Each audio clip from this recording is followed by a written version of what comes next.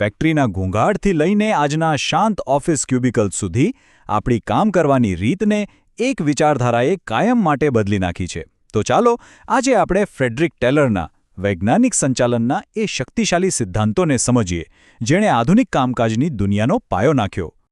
કોઈપણ કામ પૂરું કરવા માટે એક શ્રેષ્ઠ રીત તો હોય જ છે, પણ સવાલ એ છે કે એ રીત શોધવી કઈ રીતે? શું એ વર્ષોના અનુભવ અને અટકળો પર આધાર રાખે, કે પછી એની પાછળ કોઈ નક્કર વિજ્ઞાન હોવું જોઈએ? બસ આ જ એક સવાલથી એક મોટી ક્રાંતિની શરૂઆત થઈ. ટેલરના સમય પહેલાં મોટાભાગનું કામ અંગૂઠાના નિયમ પર ચાલતું હતું, એટલે કે જે રીતે વર્ષોથી થતું આવ્યું છે બસ એ જ રીતે કરવાનું. કોઈ ચોક્કસ પદ્ધતિ નહીં, કોઈ ડેટા આધારિત નિર્ણય નહીં. અને આનું પરિણામ? સમય, શક્તિ અને સંસાધનોનો જબરજસ્ત બગાડ. સ્પષ્ટ હતું કે કંઈક બદલવાની તાત્કાલિક જરૂર હતી. તો આપણી આજની ચર્ચામાં આપણે શું જોવાના છીએ?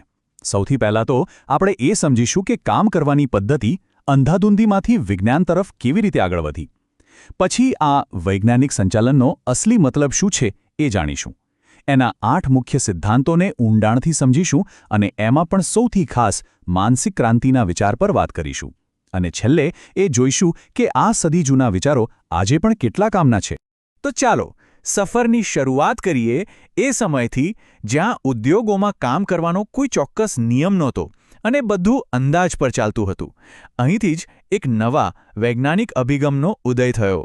સારું, તો હવે સીધા મુદ્દા પર આવીએ. આખરે આ વૈજ્ઞાનિક સંચાલન છે શું, જેણે આખી ઇન્ડસ્ટ્રીમાં આટલો મોટો ફેરફાર લાવી દીધો? સાંભળવામાં કદાચ થોડું અઘરું લાગે, પણ આનો વિચાર એકદમ સીધો અને સરળ છે. એનો મતલબ છે અનુમાન લગાવવાનું બંધ કરો અને માપવાનું શરૂ કરો. દરેક કામનું વૈજ્ઞાનિક રીતે વિશ્લેષણ કરવાનું, બિનજરૂરી હલનચલન અને સમયનો બગાડ દૂર કરવાનો, અને એ શોધવાનું કે ઓછામાં ઓછા પ્રયત્ને વધુમાં વધુ ઉત્પાદન કેવી રીતે મેળવી શકાય. બસ આ જ છે વૈજ્ઞાનિક સંચાલન. ટેલરે ખાલી એક વિચાર નહોતો આપ્યો, એમણે એ વિચારને અમલમાં મૂકવા માટે એક આખી ટૂલકીટ તૈયાર કરી હતી. અને આ ટૂલકીટ એટલે એમના 8 સિદ્ધાંતો. ચાલો આ શક્તિશાળી સિદ્ધાંતોને એક પછી એક સમજીએ. હા, કુલ 8 સિદ્ધાંતો. અને આ દરેક સિદ્ધાંત એકબીજા સાથે જોડાયેલો છે અને સાથે મળીને એક મજબૂત સિસ્ટમ બનાવે છે. પહેલો અને સૌથી પાયાનો સિદ્ધાંત. આ કામ તો હંમેશાથી આમ જ થતું આવ્યું છે. આ વિચારને તદ્દન ભૂલી જવાનો. એના બદલે પ્રયોગો અને ડેટાના આધારે દરેક કામ કરવાની એકમાત્ર શ્રેષ્ઠ રીત શોધવાની. આ જ સમગ્ર ઇમારતનો પાયો છે. હવે આ એક બહુ મોટો અને ક્રાંતિકારી ફેરફાર હતો. ટેલરે કહ્યું કે વિચારવાનું કામ એટલે કે પ્લાનિંગ અને કરવાનું કામ એટલે કે અમલીકરણ એ બંને અલગ હોવા જોઈએ. મેનેજમેન્ટનું કામ છે શ્રેષ્ઠ પદ્ધતિનું આયોજન કરવું, અને કામદારોનું કામ છે એ યોજનાનો ચોકસાઈપૂર્વક અમલ કરવો. કોઈ પણ મોટા કામને જો વધુ સારી રીતે કરવું હોય તો એને પહેલાં નાના ટુકડાઓમાં વહેંચવું પડે. આ સિદ્ધાંત બસ એ જ કહે છે.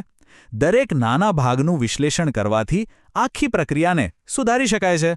અને આ વિશ્લેષણ મુખ્યત્વે 3 રીતે થાય છે. પહેલું, સમય નિરીક્ષણ. એનાથી ખબર પડે કે કોઈ કામ પૂરું કરવામાં સ્ટાન્ડર્ડ સમય કેટલો લાગવો જોઈએ. બીજું, ગતિ નિરીક્ષણ, જે દરેક બિનજરૂરી હલનચલનને દૂર કરે છે. અને ત્રીજું, થાક નિરીક્ષણ, જે એ સુનિશ્ચિત કરે છે કે કામદારોને પૂરતો આરામ મળે જેથી એમની કાર્યક્ષમતા લાંબો સમય ટકી રહે. એકવાર કામ કરવાની શ્રેષ્ઠ રીત મળી જાય પછી એને સ્ટેન્ડર્ડ બનાવી દેવાની. પછી ભલે તે સાધનો હોય, કાચો માલ હોય કે કામ કરવાની પરિસ્થિતિઓ હોય, બધું જ નક્કી કરેલા ધોરણો મુજબનું હોવું જોઈએ. આનાથી શું થાય? ગુણવત્તા એકસરખી રહે અને ઉત્પાદનનું અનુમાન લગાવવું પણ સહેલું બને. એ જમાનો ગયો જ્યારે કોઈપણ વ્યક્તિને કોઈપણ કામ પર રાખી લેવામાં આવતી. આ સિદ્ધાંત કહે છે કે દરેક કામ માટે શારીરિક અને માનસિક રીતે સૌથી યોગ્ય વ્યક્તિની જ પસંદગી થવી જોઈએ. અને પસંદગી પછી તેને એ કામ કરવાની શ્રેષ્ઠ પદ્ધતિ માટે ખાસ તાલીમ પણ આપવી જોઈએ. સારું, યોગ્ય વ્યક્તિને શોધી એને યોગ્ય તાલીમ પણ આપી દીધી, પણ એને વધુ સારું કામ કરવાની પ્રેરણા ક્યાંથી મળશે? ટેલર મુજબ પૈસાથી. એમણે વૈવિધ્યપૂર્ણ વેતનનો ક્રાંતિકારી વિચાર આપ્યો. એટલે કે જે સ્ટાન્ડર્ડ કરતાં વધુ ઉત્પાદન કરે એને ઊંચા દરે પૈસા ચૂકવો. પરિણામ? દરેક વ્યક્તિ વધુ મહેનત કરવા માટે પ્રોત્સાહિત થશે. યાદ રાખો, કાર્યક્ષમતાનો મતલબ માત્ર ઝડપથી કામ કરવું એ નથી, પણ ઓછા ખર્ચે કામ કરવું એ પણ છે. આ સિદ્ધાંત સંસાધનોનો બગાડ અટકાવવા અને ઉત્પાદન ખર્ચ ઘટાડવા પર ભાર મૂકે છે, જેથી આખરે નફો વધી શકે. તો ચાલો આ 4 મુખ્ય સિદ્ધાંતોના સારને ફટાફટ ફરી જોઈ લઈએ. જુઓ, વૈજ્ઞાનિક પદ્ધતિ જૂની અટકળોનો અંત લાવે છે. કાર્ય વિશ્લેષણ સમય અને શક્તિ બચાવે છે. તાલીમ કામદારોની કુશળતા વધારે છે. અને વેતન પ્રથા એ વધેલી કુશળતાને પુરસ્કાર આપે છે. એકદમ પરફેક્ટ સિસ્ટમ. અત્યાર સુધી આપણે જે પણ સિદ્ધાંતો જોયા તે બધી પદ્ધતિઓ અને તકનીકો હતી. પણ ટેલરના મતે આ બધા કરતાં પણ એક વસ્તુ વધુ મહત્વની હતી. એક એવી વસ્તુ જે આ સમગ્ર સિસ્ટમનો આત્મા કહી શકાય. અને તે છે 8મો અને અંતિમ સિદ્ધાંત, માનસિક ક્રાંતિ. આ જ સૌથી નિર્ણાયક મુદ્દો છે. ટેલરનું સ્પષ્ટ માનવું હતું કે જ્યાં સુધી માલિકો અને કામદારો એકબીજાને પ્રતિસ્પર્ધી કે દુશ્મન માનવાનું બંધ નહીં કરે ત્યાં સુધી દુનિયાની કોઈ પણ સિસ્ટમ સફળ નહીં થાય.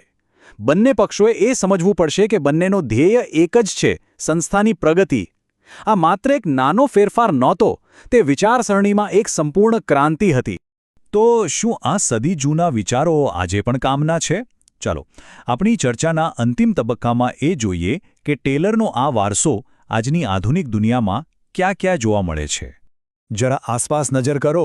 ફોર્ડની એસેમ્બલી લાઇન જ્યાં ગાડીઓ ઝડપથી તૈયાર થાય છે. મેકડોનાલ્ડ્સમાં મિનિટોમાં તૈયાર થતું બર્ગર. એમેઝોનના વેરહાઉસની ગતિ કે પછી આધુનિક પ્રોજેક્ટ મેનેજમેન્ટની પદ્ધતિઓ. આ બધી જ જગ્યાએ ટેલરના કાર્યક્ષમતા, પ્રમાણીકરણ અને કાર્ય વિશ્લેષણના મૂળભૂત સિદ્ધાંતો આજે પણ ધબકી રહ્યા છે. અને તે એક સવાલ જે વિચારવા જેવો છે. ભલે આપણે કદાચ ટેલરનું નામ દરરોજ ન લેતા હોઈએ, પણ કાર્યક્ષમતા અને ઉત્પાદકતા વધારવાની એમની આ શોધ આપણા રોજિંદા કામકાજ અને જીવનશૈલીમાં કેટલી ઊંડે સુધી વણાઈ ગઈ છે. કદાચ આપણા વિચાર કરતાં પણ ઘણું વધારે.